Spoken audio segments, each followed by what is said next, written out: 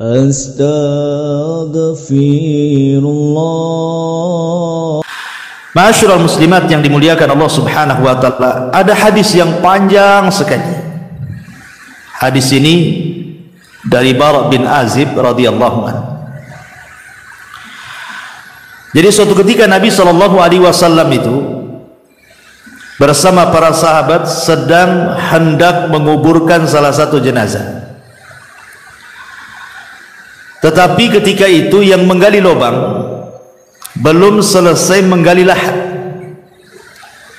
sehingga Rasul saat-saat menanti penggalian lahat itu, Rasul mengumpulkan para sahabatnya kemudian berceramah seputar dicabutnya ruh mukmin dan kafir. Lah Nabi sallallahu alaihi wasallam kemudian menjelaskan, adapun ruhnya seorang mukmin, kata Nabi sallallahu alaihi wasallam, maka akan dicabut dimulai dari jari jemari kaki dan juga tangan. Jadi ruh itu tercabut dari jari jemari dulu, kemudian naik ke atas sampai kemudian di tenggorokan. Lah apabila ruh itu sudah berkumpul di tenggorokan, maknanya ruh tidak mungkin dikembalikan. Kalau ruh sudah sampai di tenggorokan, ruh tidak mungkin dikembalikan lagi ke badan. Inilah isyarat firman Allah Subhanahu wa taala, hatta idza balagatit taraqi wa qila man rabb.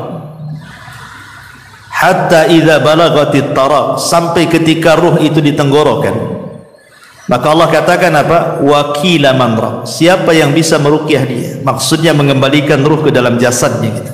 Tidak ada. Dari sini Rasul mengatakan bahwa tobat seorang hamba tertutup dan tidak ada guna apabila ruh sudah sampai di tenggorokan. Kata Nabi sallallahu alaihi wasallam, innallaha yaqbalu taubata 'abdin ma lam yugharghir. Allah itu masih menerima tobatnya seorang hamba sebelum ruh berada di tenggorokan. Kenapa demikian? Karena tadi ruh tidak bisa dikembalikan. Makanya ada dua waktu tobat itu diterima. Pertama, ruh belum mengumpul di tenggorokan. Yang kedua, matahari belum terbit dari arah barat. Kalau dua perkara belum terjadi, maka ada kesempatan tobat. Tapi kalau dua waktu sudah terjadi, maka tobat tertutup. Kemudian Nabi SAW mengatakan, apabila ruh dicabut itu tabi'ahul basar, jadi pandangan kita mengikuti.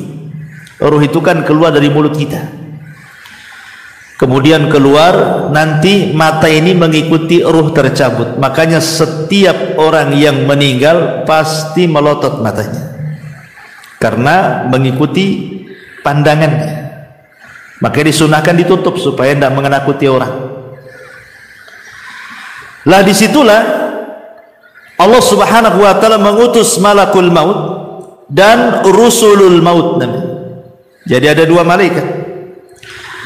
Pertama malakul maut yang memang tugasnya hanya mencabut nyawa. Dan malakul maut itu bukan satu malaikat seperti Jibril, satu malaikat kan, Mikail satu malaikat, Israfil satu malaikat. Malakul maut ini jumlahnya banyak. Karena setiap hari yang mati itu kan bukan satu orang. Satu dunia ini bisa ratusan bahkan ribuan. Kalau terjadi bencana seperti kemarin di Turki kan, itu bisa ribuan tuh dalam satu hari itu. Kemudian yang kedua ada namanya rusulul maut. Seperti Allah Subhanahu wa taala mengatakan, tawaffathum rusuluna. Maka Allah Subhanahu wa taala mewafatkan mereka dengan mengutus rasul-rasul kami. Lalu apa tugasnya rasul-rasul maut itu? Malaikat-malaikat utusan kematian itu, ada yang menyiapkan kain kapan dari sorga kalau dia ruhnya seorang mukmin. Ada yang menyiapkan hanut. Hanut itu maksudnya minyak wangi. Dan ada tugasnya membisikkan di telinga orang yang sedang sakaratul maut. Sebagaimana Allah Subhanahu wa taala berfirman di dalam Al-Qur'anul Karim, surah Ibrahim ayat atau surah Fussilat ayat 30. Allah mengatakan, innal ladzina qalu rabbuna Allah thumma istaqamu tatanazzalu alaihimul malaikatu alla takhafu wa la tahzanu wa abshiru bil jannati allati kuntum tu'adun. Orang-orang yang mengatakan Rabb kami Allah, kemudian mereka istiqamah, maka turun padanya para malaikat saat menjelang wafatnya, kemudian membisikkan di telinganya, jangan takut, jangan sedih, berbahagialah, karena sorga sudah menanti untukmu apa yang Allah janjikan kepadamu. Dalam ayat yang lain surah An-Nahl 31-32 Allah mengatakan, yaquluna salamun alaikum udkhulul jannata bima kuntum ta'malun. Keselamatan bagi kalian, masuklah kalian ke dalam sorga karena apa yang kalian kerjakan. Makanya kemudian Nabi SAW mempermisalkan saking lembutnya malaikat pencabut nyawa. Ketika mencabut nyawa, ruhnya orang yang beriman itu dipermisalkan seperti tetesan air yang terakhir keluar dari mulut teko. Makanya sering saya istilahkan kan Bu, kalau ada ibu punya teko diisi air yang banyak, kemudian kita tuang, otomatis deras sekali karena masih banyak airnya. Tapi kalau isi teko itu tinggal satu tetes, kemudian kita tuangkan seperti ini, tentu yang satu tetes itu akan mengalir dengan pelan karena tinggal satu tetes masalahnya. Pelan sampai masuk di moncong teko, kemudian netes di ujung teko kan gitu. Lah Rasul sallallahu alaihi wasallam mempermisalkan seperti itulah lembutnya ruh seorang mukmin ketika dicabut. Seperti tetesan yang terakhir. Saking lembutnya dari jemari naik terus ke badan sampai ke tenggorokan, sampai kemudian keluar dari mulut seorang mukmin. Tetapi walaupun demikian, yang namanya kematian itu pasti ada sakaratnya. Setiap kematian itu pasti ada keperitannya, ada rasa sakit. Dan itu dialami Nabi SAW. Kalau Nabi saja mengalami, apalagi kita. Nabi yang mengatakan wa inna lil mauti la sakarat, rupanya dalam kematian itu ada sakaratnya, ada rasa sakitnya, yang terkadang tidak ada yang tahu rasa sakit itu kecuali Allah Subhanahu wa ta'ala. Tetapi tentu rasa sakit yang diterima oleh seorang mukmin saat detik akhir wafat dia, boleh jadi itu adalah penggugur dosa yang terakhir. Boleh jadi rasa sakit yang dialami di dia itu adalah penggugur dosa terakhir dia. Artinya sebuah kebaikan, bukan sebuah keburukan. Tapi rasa sakit yang dialami orang kafir, munafik, fasik boleh jadi awal azab bagi dia. Terkadang kita bisa melihat ada orang koma itu berbulan-bulan disiksa oleh Allah Azza wa Jalla karena dosanya kan gitu. Tapi ada orang mati itu rasanya enak nengoknya gitu. Senyum, bisa mengucapkan kalimat la ilaha illallah, tahu-tahu sedang sujud meninggal, tahu-tahu sedang ibadah meninggal, tahu-tahu baca Quran pula dia meninggal kan. Macam-macam orang meninggal. Tapi yang jelas bahwa ketika tugas malaikat maut hanya mencabut ruh itu saja selesai, maka yang bertugas selanjutnya adalah siapa? Rusulul maut. Diletakkan ruhnya di kain kafan dari sorga, kemudian dibaluri minyak wangi dari sorga, kemudian dibalut yang subhanallah dijelaskan dalam hadis itu bau minyak wangi dari sorga itu membumbung sampai ke langit, sehingga semua para malaikat di langit itu bertanya, itu ruhnya siapa itu? Maka malaikat yang bertugas membawa ruh ini naik ke langit akan menyebutkan nama terbaik yang disukai dia ketika di dunia. Ruhnya fulan ibnu fulan.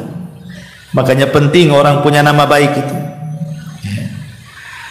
Maka ketika ruh itu naik ke langit, disinilah Allah Subhanahu wa ta'ala memberikan kemuliaan kepada ruhnya seorang mukmin dengan menyuruh para malaikat penjaga langit itu untuk membuka pintunya, karena langit itu kan punya pintu.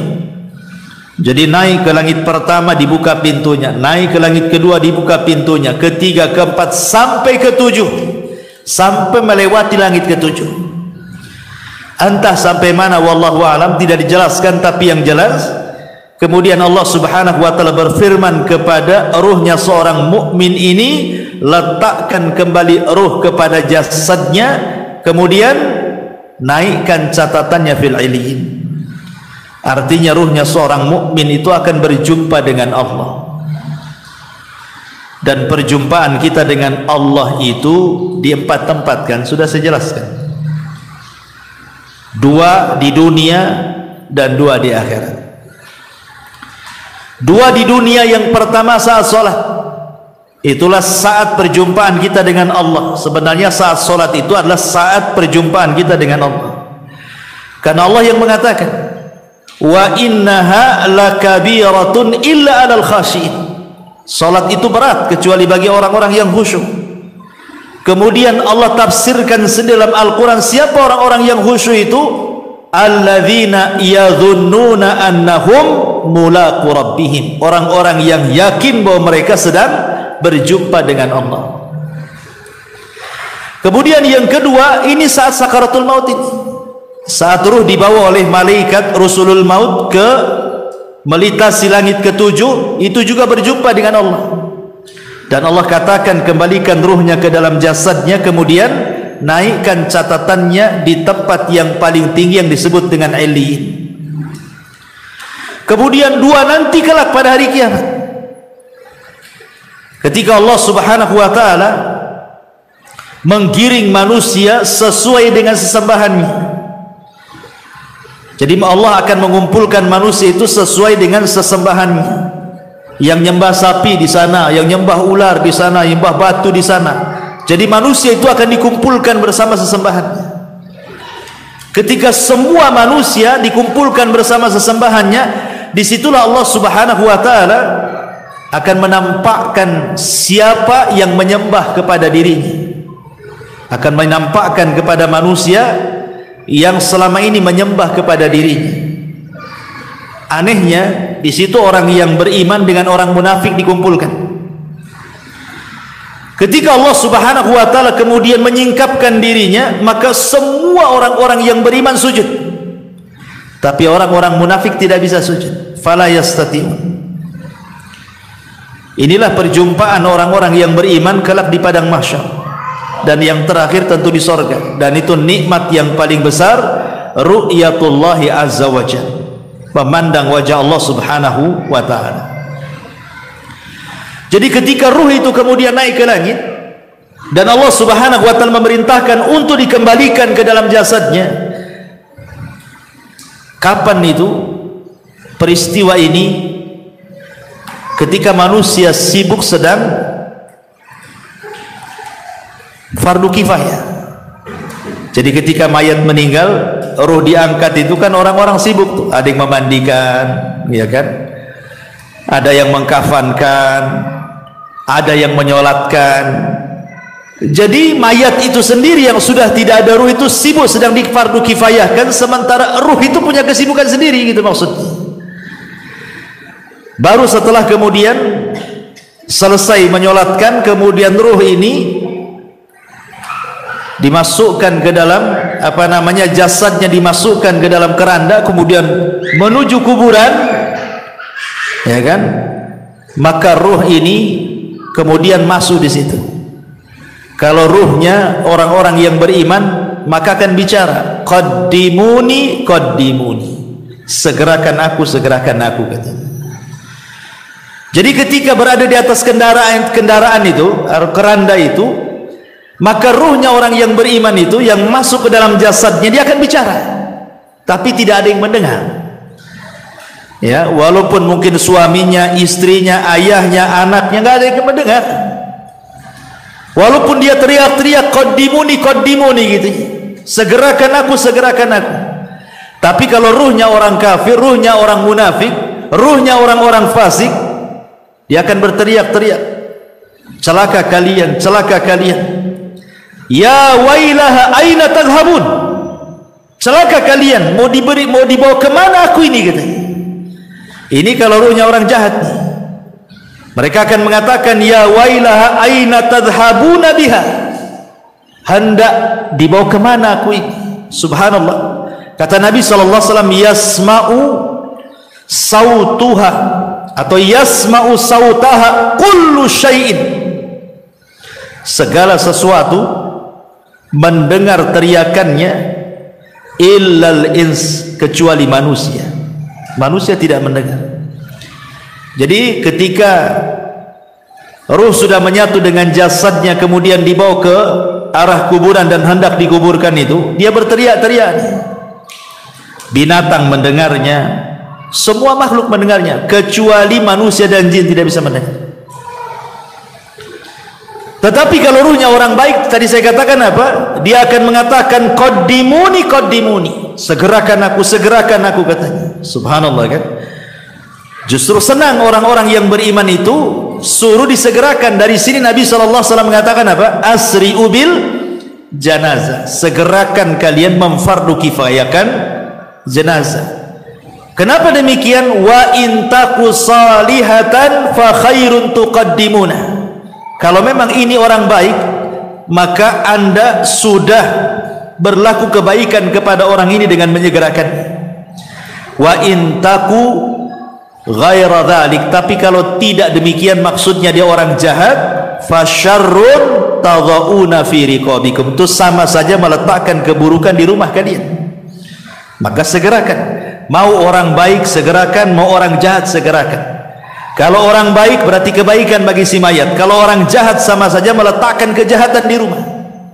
Maka segerakan. Dan si mayat juga ngomong begitu, qaddimuni, segerakan aku, katanya. Tapi kalau orang jahat dia mengatakan ya wailaha aina tadhhabuna biha, mau dibawa kemana aku, katanya. Akhirnya kemudian ketika betul-betul sudah dimasukkan ke liang lahat, si mayat ini sempat mendengar suara terompah. Orang-orang yang mengantarkannya itu masih mendengar dia. Sampai ketika sayup-sayup semakin jauh karena meninggalkan dia. Ketika sudah les, sudah nggak ada suara lagi, maknanya dia sudah ditinggal. Dari sini kata Nabi SAW, yang pertama kali meninggalkan si mayat itu apa? Hartanya. Yang pertama kali meninggalkan si mayat itu hartanya, baru setelah itu keluarganya. Makanya Nabi SAW mengatakan dalam sebuah hadis seperti itu. Jadi yang pertama berpisah dari si mayat itu hartanya dulu. Coba sekaya apapun orang mati itu, kalau dia sudah meninggal, tetap saja kain kafannya yang murah, kan gitu.